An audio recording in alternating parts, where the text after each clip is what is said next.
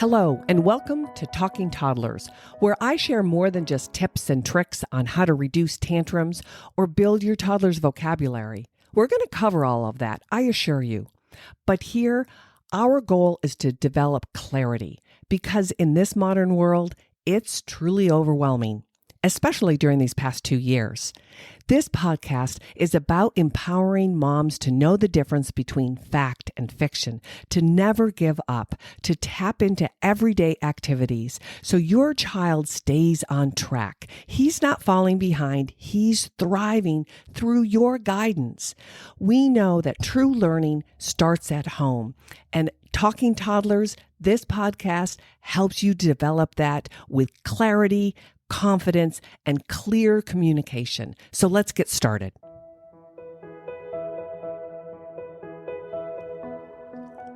Hello, and welcome back to Talking Toddlers. I'm Erin Heyer, your host, a speech language pathologist with 35 years of practice. And I've been diving deep into the relationship between eating and speech development within that first year. And today I want to kind of cover why. Why am I really diving deep into this? And at the same time, I want to kind of step back out to that 30,000 foot view and check in with you as the parents, or maybe the parent to be. Because my mission here is to really inspire you, the parent, to become the best version of yourself, to recognize that none of us, including me, have it all together. And we're really kind of learning on the job. And so please don't expect that you should know all this stuff, that infamous word should, right? That we are all a work in progress. And so not only did our kids not come to us with a whole series of manuals, but becoming a parent, a mom or a dad, is really the hardest role I think any of us will step into. And until we're there, until we're really in it, we'll never understand. So no matter what I'm saying to the prospective parent, or what your mom says to you who are just found out you were pregnant, you don't really you're not really able to understand it at the core until you're living it. And then we're faced, I think, with this unimaginable depth of love and fear and overwhelm, exhaustion, and we're really just striving to survive that first year. And I've caught myself over my decades of helping parents, just like you, saying, just get to the next level, get through this chapter, and this will right itself. And kids are resilient, and all of those kind of supportive statements that we provide. And yet now I look back at 35 years of practice, and I think we kind of are really migrating away from our purpose as a parent. And I think that we, as a busy world, need to perhaps right this ship a little bit more in alignment with Mother Nature, at the same time as this big, huge responsibility that we all agreed to take upon. So my purpose here is twofold, really, is to kind of share some human facts, right? Go back to Mother Nature, to share some science behind human development.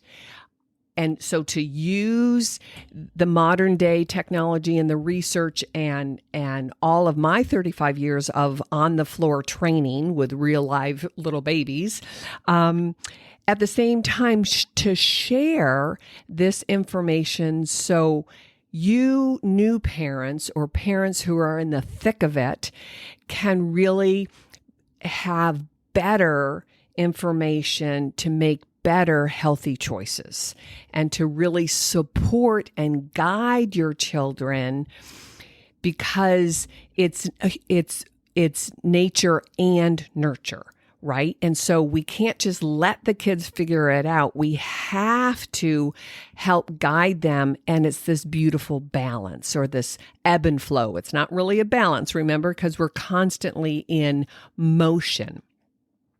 So I think just keep in mind that in many, many ways, the modern world is a lot harder than, 200 years ago when we were all farmers and we were just trying to literally survive the weather. But nowadays, I think when so much is available, so much information, so many choices when you're standing in front of, the aisle of food for your kids and you're thinking, oh my gosh, where the heck do I begin? Or you're standing in the store and you're looking at all the different bottles and nipples and supplies that these industries have created trying to emulate Mother Nature, and you're overwhelmed constantly. Or people who have good intentions, whether they're relatives or some kind of authority figure, and they're trying to give you information, and at the same time, they're kind of judgy, or at least that's what we're sensing, right? They're passing on this information and judging us at the same time. And then our own guilt, of course, that inner villain, that inner voice that is always doubting what you're doing and when you're doing it. And so I think even though there are a lot of conveniences in 2022, and it does make some things easier, there's still a constant struggle. There's still this overwhelm of, how do I get my stuff together to just get out the door every day without complete, meltdowns?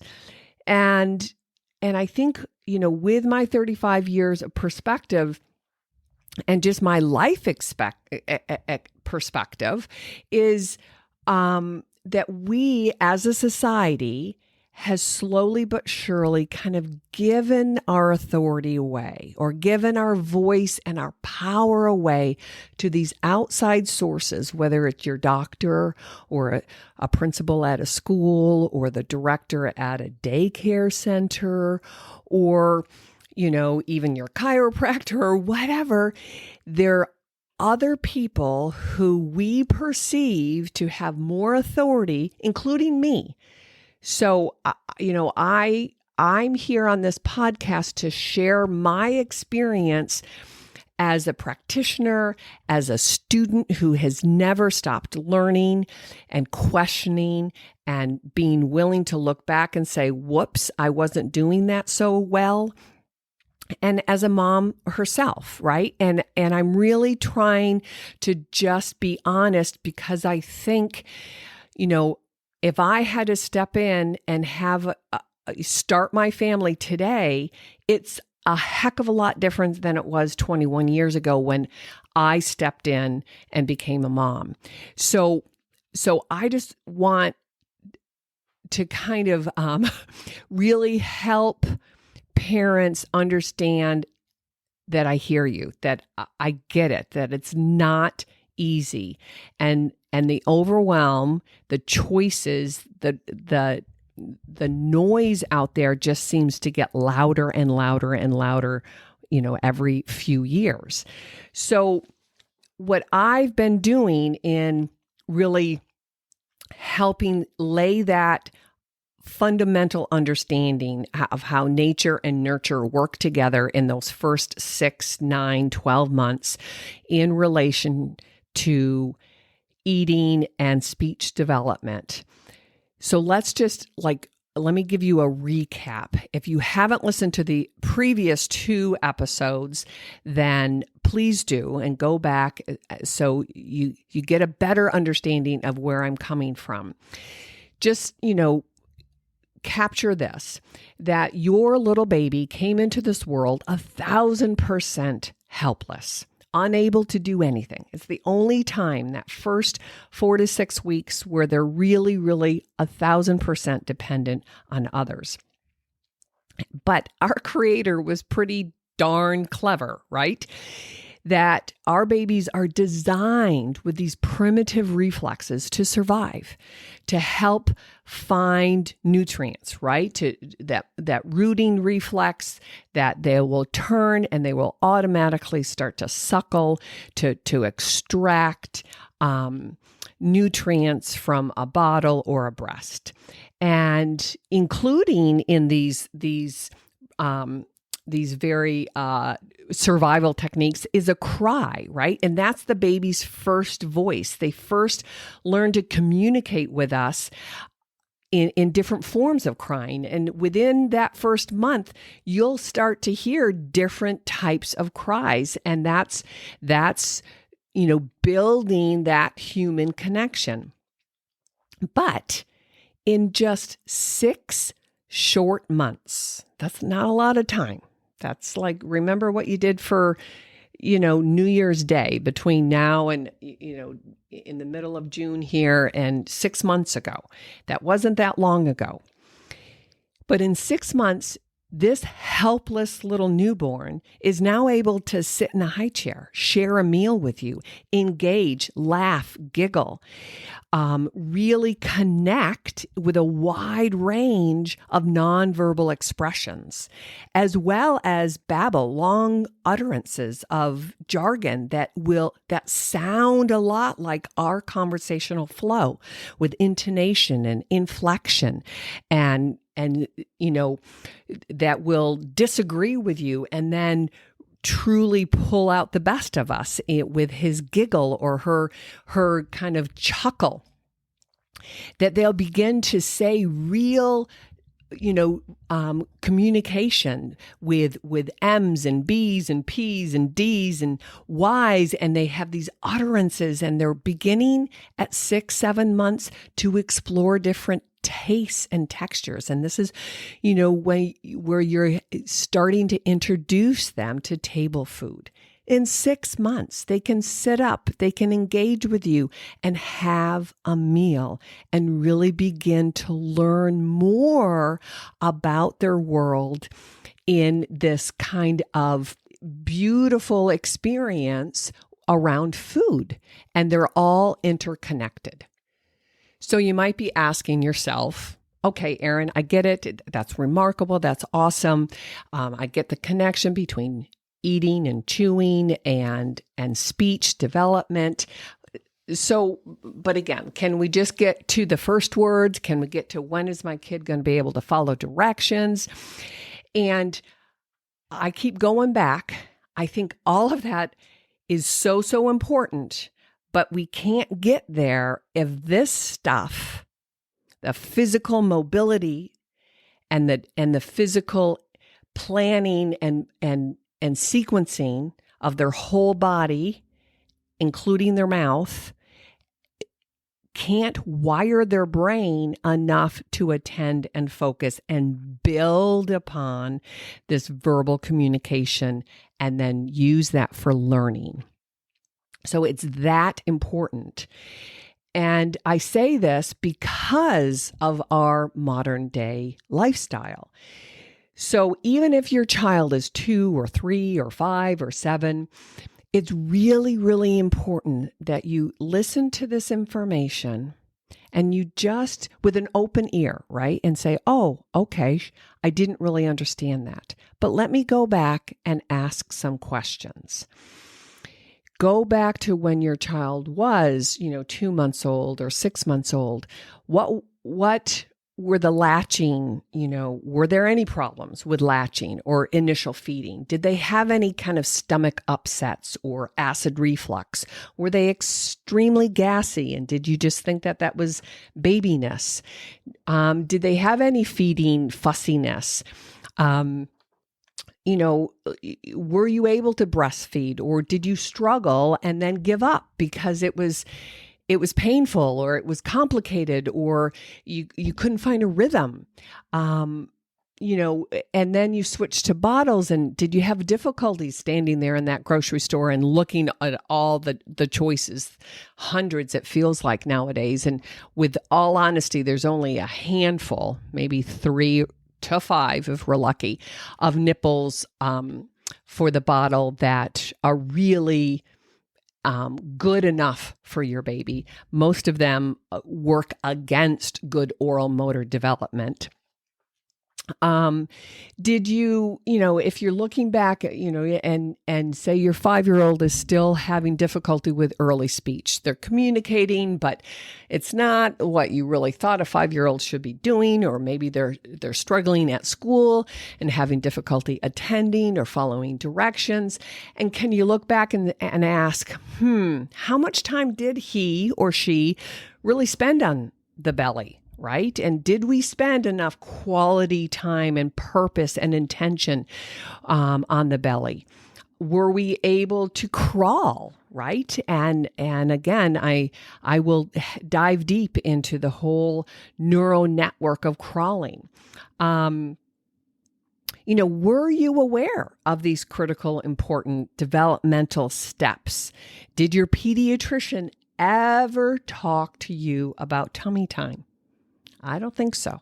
They might mention it. It might be part of a checklist, but again, it should be there from the beginning, from day one, resting on your belly, giving you eye-to-eye contact or responding to your voice and building that over time.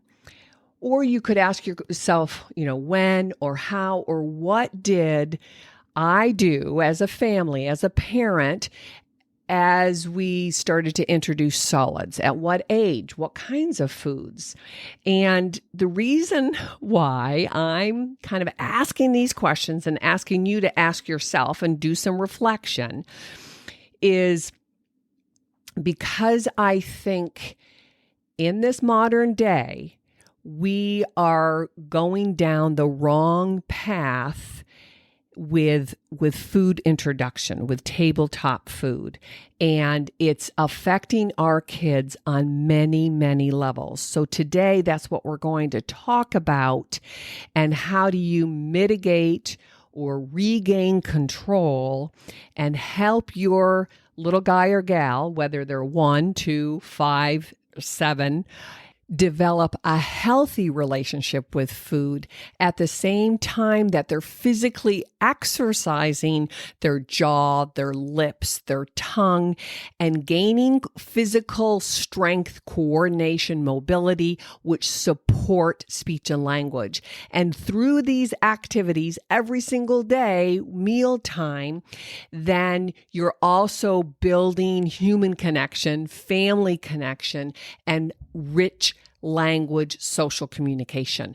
So with that in mind, today I'm going to kind of do a quick sharp turn and talk about something very specific that for the last several years I've been struggling with individual families, with school people, with even pediatricians, because I think it's that important that we bring awareness to it and let parents know the truth. So today I'm going to talk about pureed foods, pouches, mechanically soft foods, and those things that I think the food industry has jumped on and are making millions, if not billions, off of us, and parents and children are suffering the consequences. So I know that pouches are really, really popular, and they've just skyrocketed over the last 10 years. So they've just been around for 10 years. Interestingly enough, we have on the other side of this kind of life, continuum that, those people, parents and professionals who are really advocating for baby-led weaning. And I talked about that at length in a previous episode, but that's really kind of skipping over the jar foods, right? And skipping over the pureed foods once they've kind of gotten an initial taste to it in their taste buds. But these pouches that I'm sure the vast majority of parents and anybody working with children know all about. And I know they're super convenient, they're portable, they don't need refrigeration, they can be easily sucked down without a spoon. They make no messes on the kid or in the car or in the car seat or at the table even, right? And so I'm here advocating today that parents could really seriously jump on the bandwagon of skipping pureed altogether, even in the jars, right? You can make some pureed foods at home to like I said, kind of literally wet their whistle and get them maybe using a spoon or simply just, taking it off your index finger. But let me kind of explain where I'm coming with this, both as a speech language pathologist, but just as kind of a concerned parent, in the sense that nowadays, if you look at the data, these pouches outnumber both in quantity and variety of all the jars. Just stand in that aisle in the middle of your grocery store and you'll see it. The argument, and a lot of pediatricians say this, and yet I continually say they know very, very little about oral motor development. I'm sorry. They know a lot of medical stuff. They're brilliant if you have a broken bone or an infection or, you can't get rid of a high fever or any of those medically complicated illnesses. However, development, they don't know a whole heck of a lot about. They know how to kind of interpret the questionnaires and interpret the checklists.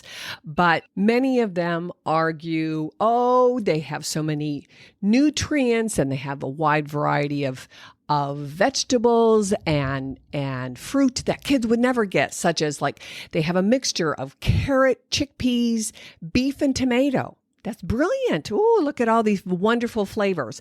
Or they have the apple and the banana pureed pouch.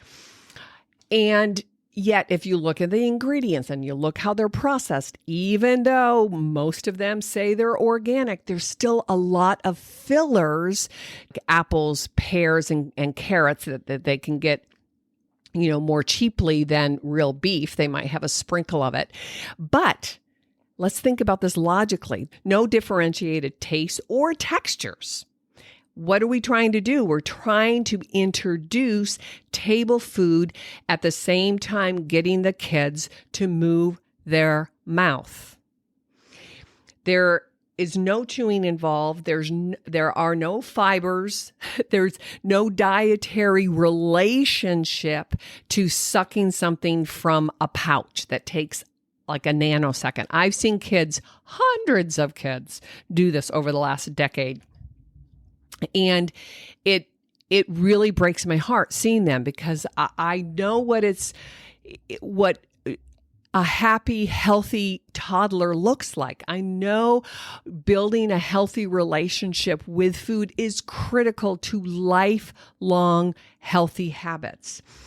And again, you flip over the packs and you see they're higher in calories and higher in sugar. It's a quick sugar hit for these vulnerable, beautiful little babies.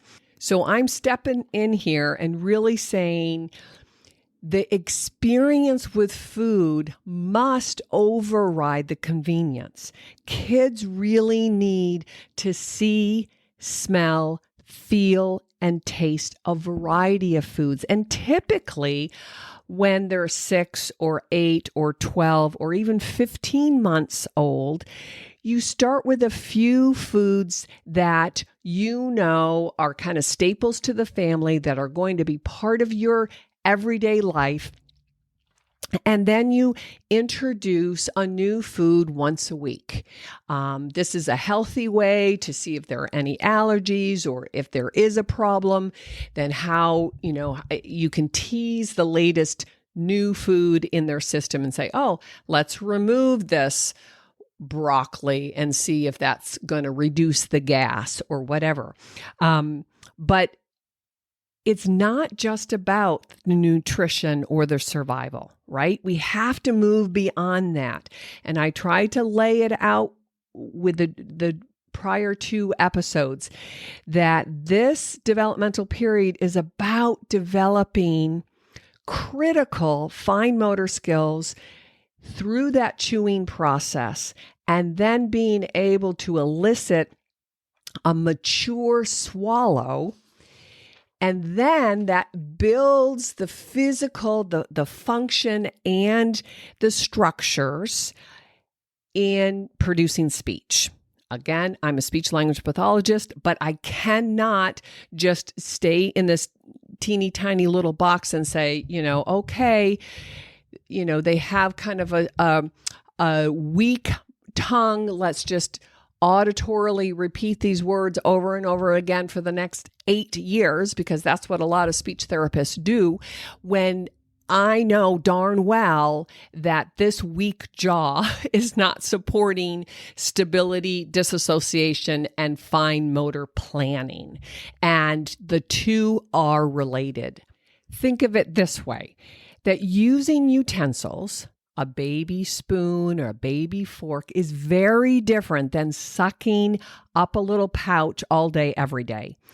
And we need that stability of the jaw on the spoon, so then they can close the lips, which is called disassociation, and they're bringing they're moving their tongue into this cup-like shape, so then they can elevate the tip of the tongue to the alveolar ridge, which are the bumps behind your upper gum line, and then they produce an accurate, mature swallow from stabilizing the tongue behind those upper teeth, so they don't have an anterior thrust, right? We don't want lisps. We don't want, what we call a myofunctional thrusting or a backward swallow. We want a mature swallow, and it starts at 6, 8, 9 months of age.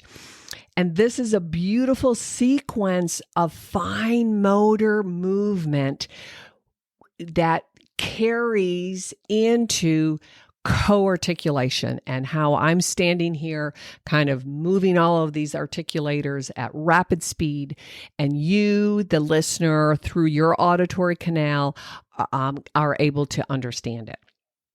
So remember that babies are very, very capable at 5 to 7 months of age to sit up in a chair, to bite and chew food, albeit, the beginning stages, and you're going to have to choose the textures and choose the softness with thought and purpose and intention. So there are, I'm not really kind of good on a lot of the high processed crackers and all of that, but I think these initial stages, it's very important that we pick these, non-wheat, like arrowroot baby crackers that give them that feedback, that initial crunch, and it kind of wakes up their sensory system. And then that triggers the chew, the bite, bite, bite, and they have that initial lateral jaw movement, and then they can easily swallow it down safely. Remember, we do want safety, but it doesn't mean that you just don't give them chewable foods until they're 3 years of age. No, it means that you give them these small experiences to build their ability to masticate maturely by the time they're 2, 2.5. It needs to be a learning process. It needs to be experiential. Our sensory systems need to explore. Babies need to see the food, smell the food, touch the food, taste the food, and one meal for one family. And you all can experience it together and share in a meal. So let me just kind of clarify. I don't want my listeners, I don't want you, mom or dad, to say, oh, okay, whatever I'm eating, the baby eats. No, I want to be perfectly clear that you introduce some smushy foods like a sweet potato or a squash or a smushy avocado, and then once the baby is receptive and realize, oh, wow, I have a lot more choices. This breast milk or bottle milk is pretty okay, and I do like that stuff, but I want to explore what's on your plate. That green and that orange and that red, that's kind of exciting. So you cook the vegetables. You can even lightly cook the fruit. You just take the skin off of the apple or the pear, or let it ripen for an extra day or two. You also give them sticky risotto. That's a nice thing that they can kind of squeeze in their hand. And remember, I said at this developmental stage, they're just bringing the whole fist to their hand. They don't have that fine motor dexterity quite yet. In another month or two, they will.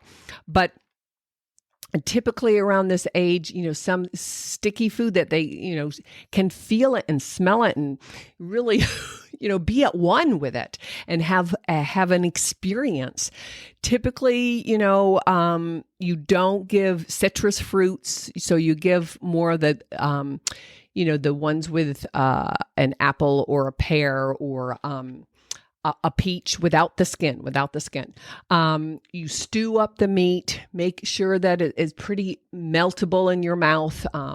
Whether you cook it in a slow cooker or I know several years ago when my family finally bought an Instant Pot. Oh, wow, that changed our world. But, there are many, many meats that you can introduce safely.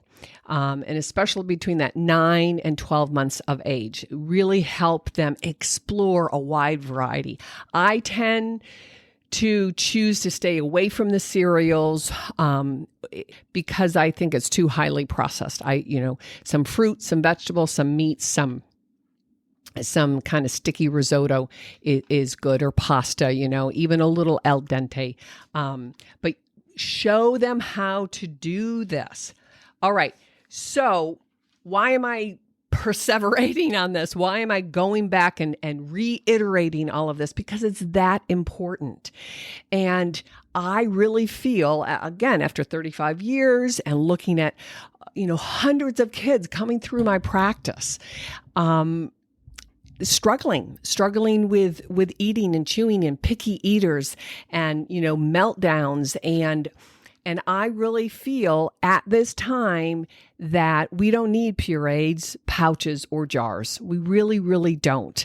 I know the convenience is there. I know it's easy. So have them in a pinch. Have them when you're sick or, your partner is traveling and you can't get to the store. Always have a backup plan, B or C. But it would be better to kind of pre-cook in batches and put some stuff in the freezer. So I think parents, new parents, younger parents, or parents of younger children, you need to have a plan.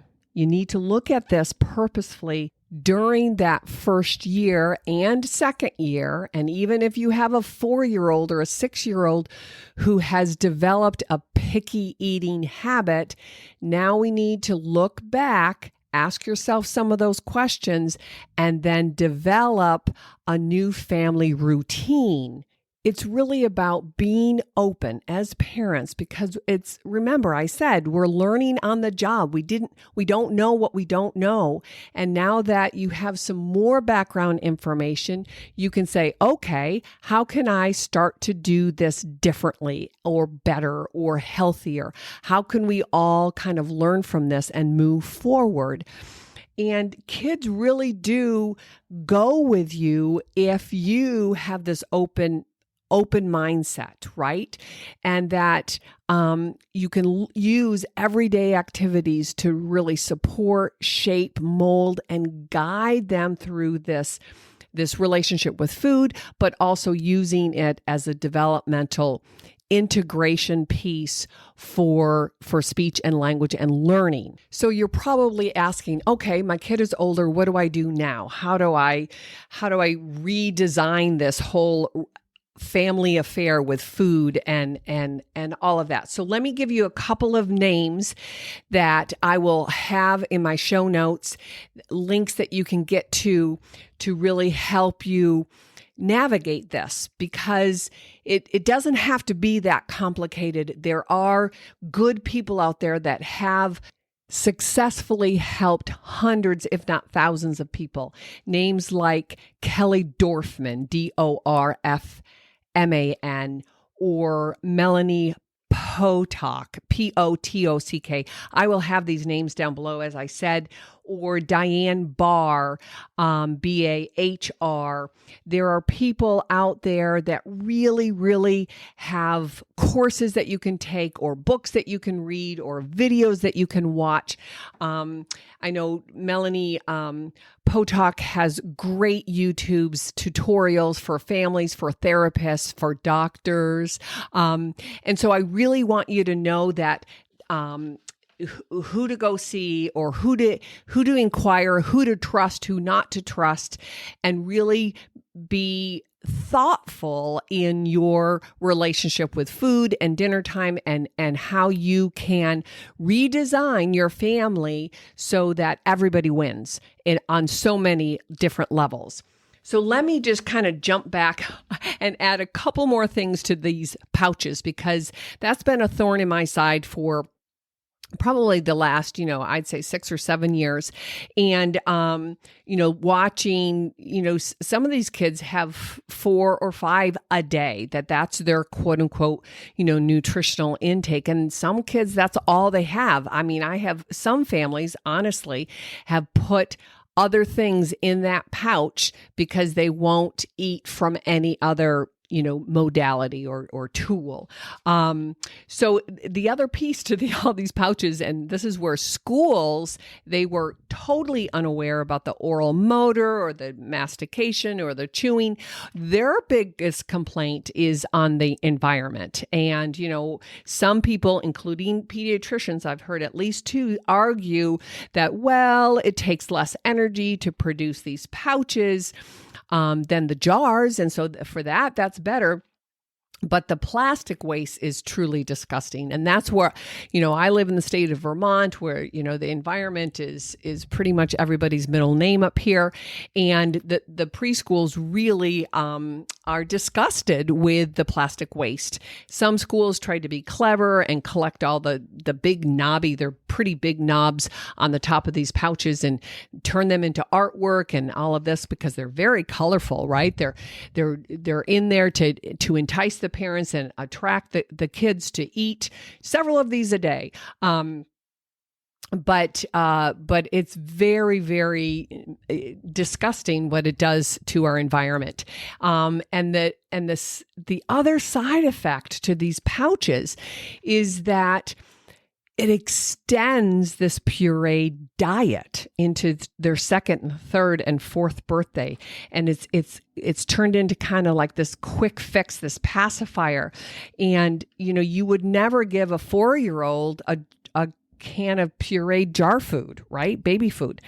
But you give pouches all the time because they have these exotic flavors and these fruits and vegetables that you would never find in your local grocery store. And they're organic. Oh my gosh.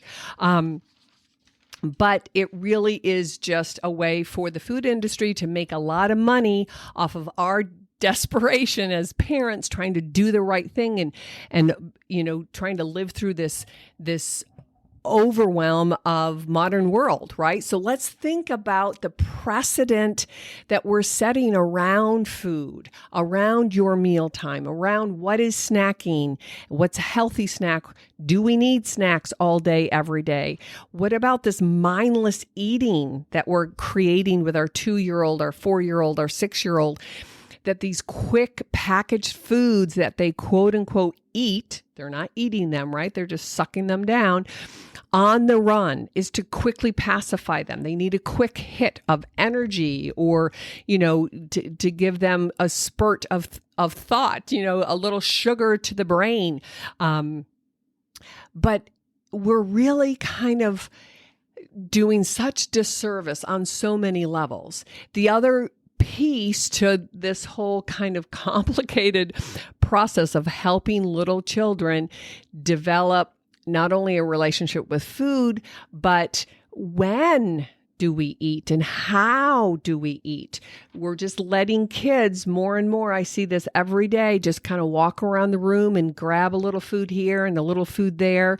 They walk around with these pouches and eat them on the playground or in your backyard, or here's a pouch. I'll give you a pouch as soon as you get into the car seat. we're building just a whole nother level of problems with their quote unquote relationship with eating. So I just want to kind of put all of these questions, thoughts out there. So you, as the parent who's trying to figure this out, and you're getting a lot of mixed information from the advertisers and the pediatricians, and school people don't really like to give parents, a conflicting opinion. But in my 35 years, I've seen such a steep rise in chewing issues and speech problems, in low energy, moody, grumpy little kids from, a young 2-year-old to a 10-year-old. I've seen, the whole family unit change and decrease with that social connection around meal times.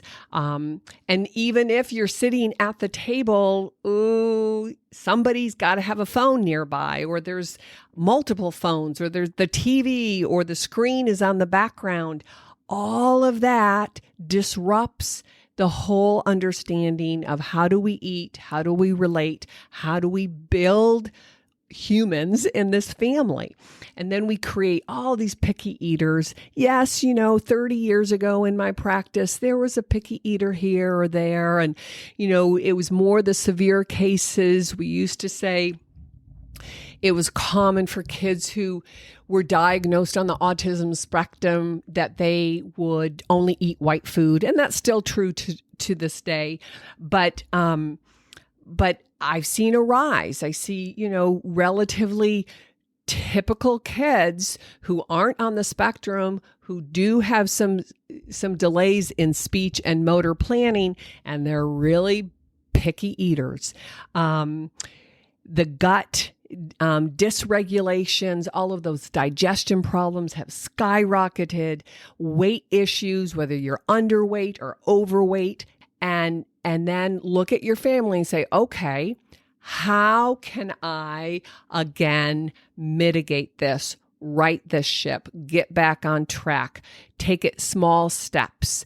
And as I said, I will have a number of names in my show notes that you can go and check these people out, gather more information. If you're shaking your head and saying, oh, Erin, that's hogwash, it doesn't really matter. It doesn't really matter. Take a look at the numbers, take a look and really investigate for yourself. Don't just trust my opinion.